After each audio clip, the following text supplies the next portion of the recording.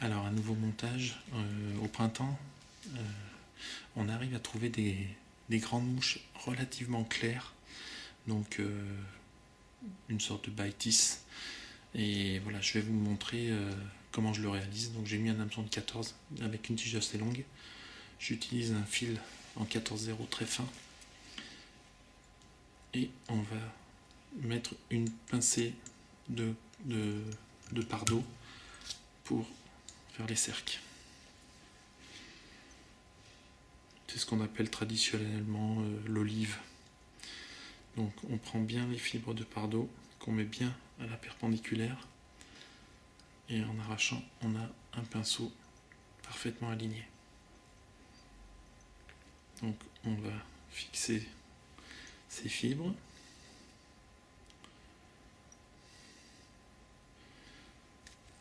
On s'assure bien de leur positionnement. On met à longueur.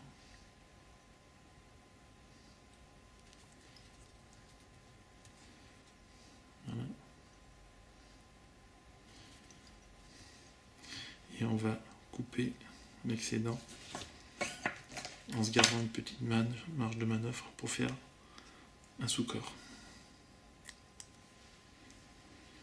Donc on va, à partir de cet endroit, fixer un herle de dinde teinté en jaune.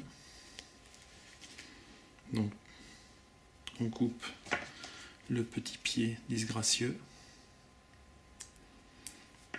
et on fixe le herle. On assure bien son herle et on fait des enroulements jointifs pour emprisonner les fibres de pardot.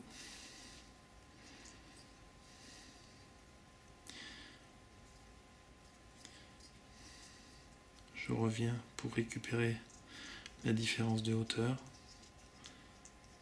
et je vais m'arrêter au niveau du thorax. On enroule donc notre fibre jaune.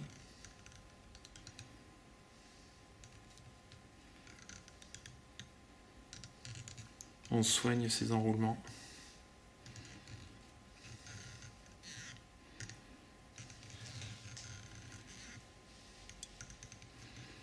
Et on bloque par quelques tours de fil de montage. On coupe l'excédent. On bloque bien notre fibre. Et on va réaliser une petite boucle à dubbing dans laquelle on va emprisonner un peu de lièvre. Donc dans les mêmes tons.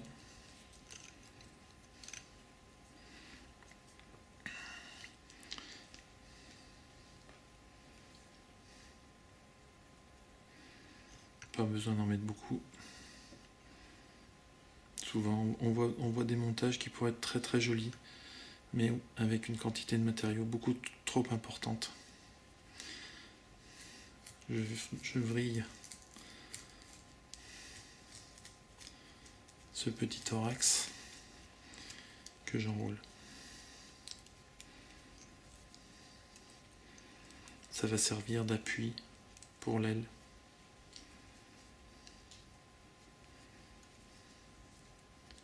Voilà, je bloque mon petit dubbing. Les fibres qui doivent s'en aller s'en vont en passant les doigts dedans. Voilà, on va positionner une aile en canard assez claire, qu'on puisse la voir d'assez loin. Donc toujours pareil, on part notre plume, on coupe le petit pinceau et on prélève les jolies fibres sans drachis.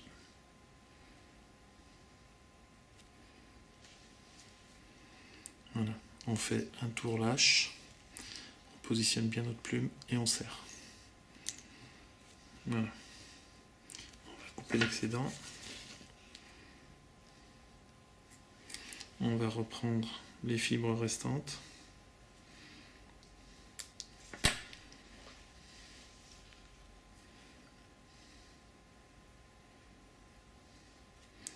Afin d'obtenir une belle aile assez dense. Toujours pareil, on positionne bien sa plume et quand c'est en place, on serre. Voilà, on va faire un petit tour derrière tout ça pour remonter bien le toupet. On coupe l'excédent et on se prépare à faire le nœud final. Donc on part de l'œillet et on remonte.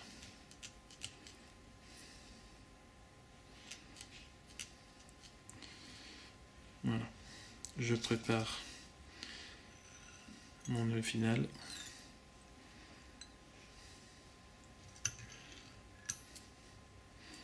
Que je double comme d'habitude.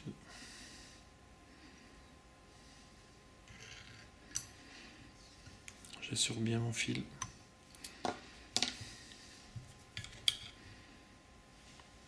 Je vais couper mon aile à la longueur voulue. Voilà, quelque chose d'assez fouillis que je reprends pour obtenir quelque chose de net.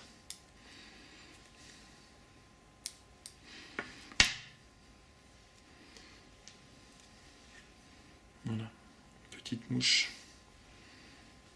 qui se voit loin sur les radiers pour tenter les belles truites et les beaux ombres qui peuplent nos rivières.